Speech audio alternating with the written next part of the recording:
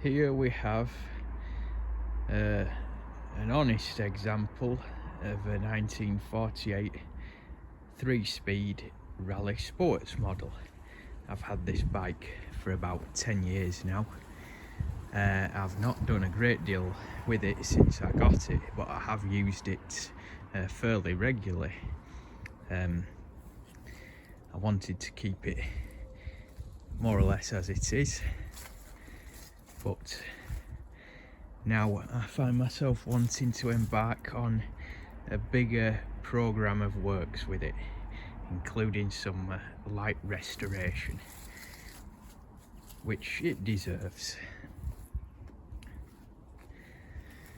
So when I got it, it had some terrible ordinary steel rims on it, and the one at the rear was a rim. It wasn't original, it was one with the serrated edges which eat the brake blocks, so that was no good. So I came across these original Raleigh stainless rims and had a wheel builder make these up for me, and these have been great. It's got a bit of work. I did repaint the forks and, touch in some parts of the frame, but as I've been using this to commute to and from work on the train, it's been damaged slightly by going on the bike rack. But since I don't commute on the train anymore, I shall see to this, along with a couple of other jobs, including stripping and painting the front mudguard, and I don't know about the rear one yet. I mean, it does need some attention there, but really I don't want to lose this patina, because you cannot replicate that. It's an off-white colour that's aged, and I don't really care for the new paints that's bright white, because it just, that's been on there for 60 or 70 years, so it would be a shame to gloss over it. So I'm not sure about this rear mudguard. Maybe certainly a bit of rust treatment, and maybe a wipe over with some preservative oil or something. But it's a very nice ride, very smooth. I did replace the handlebars because the originals had taken a knock and were split. So these are replacements again of the period. Same with the brake levers. I'm not sure if that is correct for 48. It might be a slightly later one. Also, I believe the control cable should have a protective sheath on it here and down here, so that's something I'll be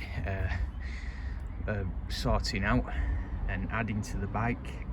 The rear lights, as it came to me, it had the wider lens on it, the metal one that is bigger than this, with the little dimple on it.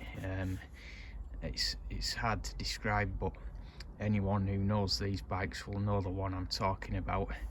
But I prefer these tiny ones, so it was just a case of changing the lens. That crimp, the wiring needed attention. I will replace that horrible blue crimp I put on at some point, but it is functional at the moment.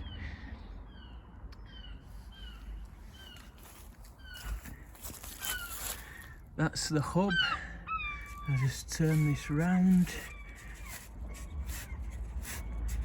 I did make a bung for the oil hole because it was one of those special patent oilers that, if I can just remove that, there you can see it's one of those patent oilers that is open to the elements.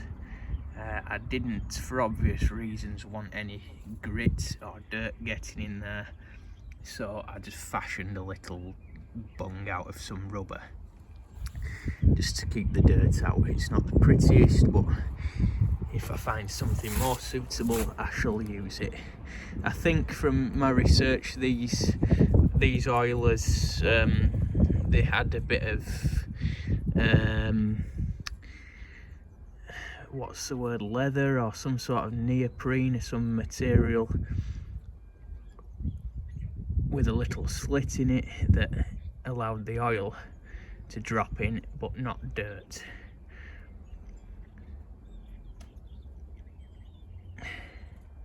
And this is now the problem. Oh, bum.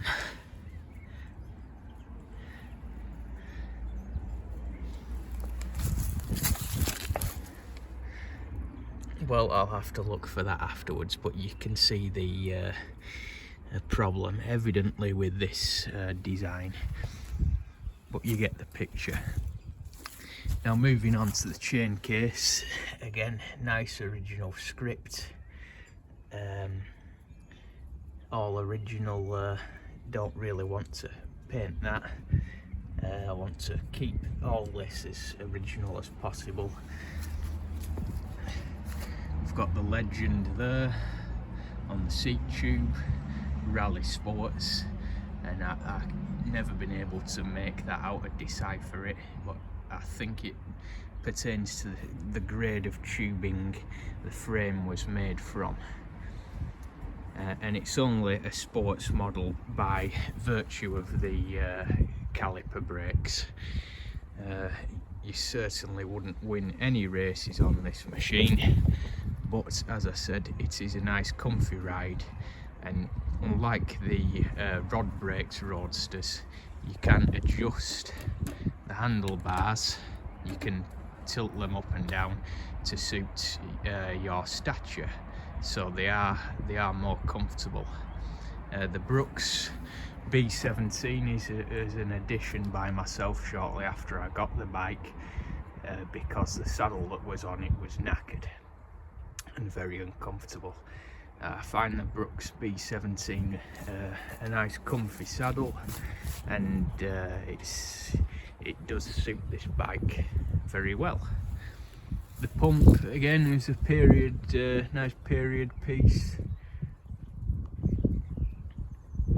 Works. We've got the Woods valves, you know, the proper tubes. You can see the stainless rims. Pedals, well, these are Union pedals, German made. Good pedals, but not the originals. I mean, they are good pedals, those, but I do not think they are the ones it would have left the factory with at all. Not in 48, and not German pedals. So to that end, I have obtained a set of these Phillips Seltonia or Keltonia, one or the other, a name very much of its time. Gents full rubber pedals,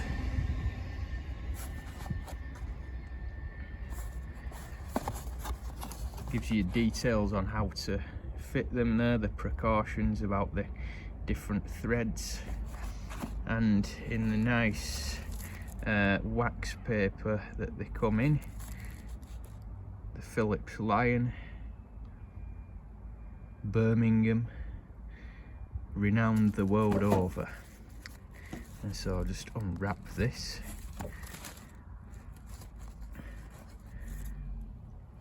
And you can see that is much more suitable to this era of bike.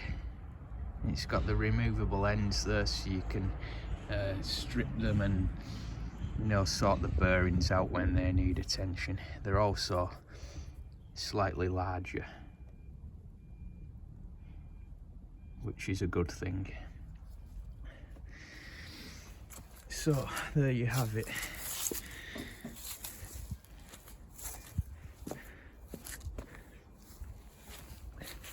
I shall be going out for a ride soon on it, which I shall enjoy, and